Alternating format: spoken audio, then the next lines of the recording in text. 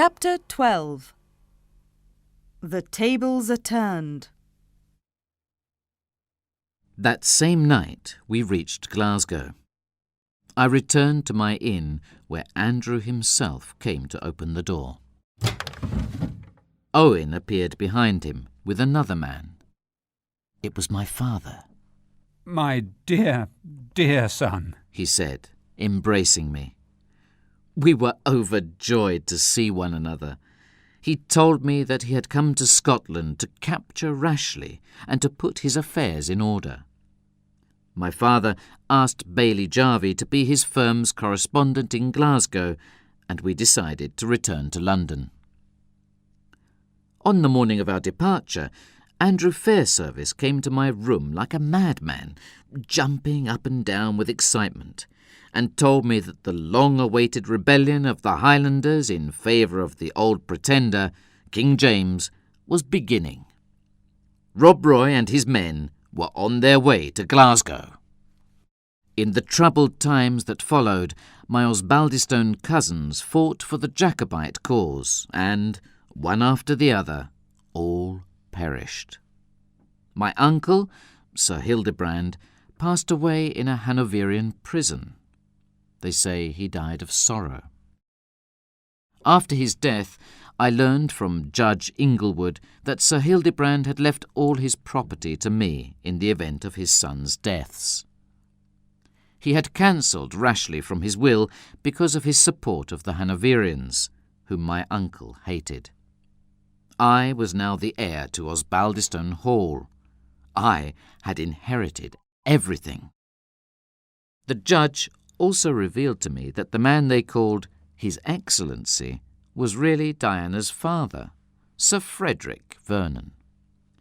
He had lived in secret at Osbaldistone Hall for many years, and only Sir Hildebrand, Diana, and Rashleigh knew his secret. I was shocked to hear this information, but at the same time I was pleased. The strange man Diana often met in the library was her father, not her husband. She wasn't married, after all. The next morning I set out for Osbaldistone Hall with Andrew. When we arrived, the house had a very different aspect from the last time I had seen it. It was silent and solitary. The doors and windows were closed. The grass in the courtyards was long, the gardens neglected. A sharp contrast to the lively, bustling atmosphere of some months ago. Andrew knocked at every door of the building. And finally, my uncle's ancient major domo appeared. He seemed very agitated, and when I asked him to light a fire in the library, he was reluctant. I soon understood why. As I waited there, I heard a deep sigh behind me, and turned to see Diana Vernon standing there with her father. "We beg you to help us, Mr. Osbaldistone," Sir Frederick said. "to give us refuge. I am a convinced Catholic. I took part in the rebellion in favour of King James, but I was obliged to flee. I am hiding here at Osbaldistone Hall with my daughter, waiting for a boat to take us to the continent." I invited them to remain for as long as they needed, but I was very agitated. That night there was a violent knocking at the gate. There were soldiers outside. They demanded to enter. They had orders to arrest Sir Vernon on a charge of treason. Diana appeared beside me. She whispered, "Danger is familiar to us, Frank. Don't be afraid. We will escape into the garden and then into the wood. Dear, dear Frank, farewell." I heard Andrew shouting.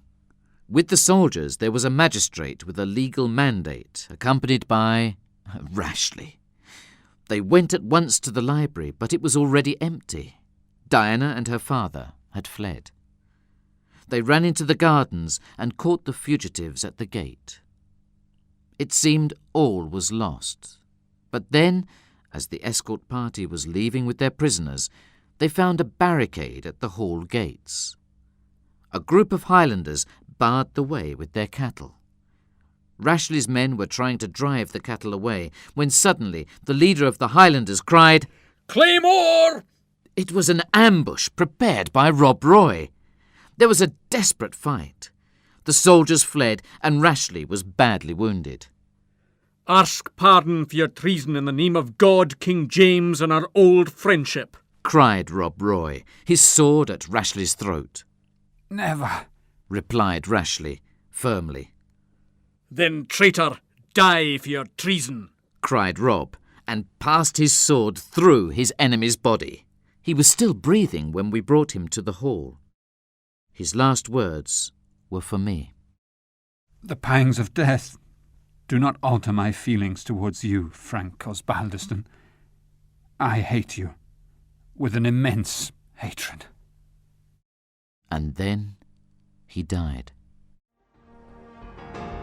Diana and her father escaped and took the boat to France. I returned to London to work in my father's company. After some time, my anxiety to learn the fate of Miss Vernon became acute, and I embarked for France. There, after many adventures, I found her and married her. We have lived happily together since that day.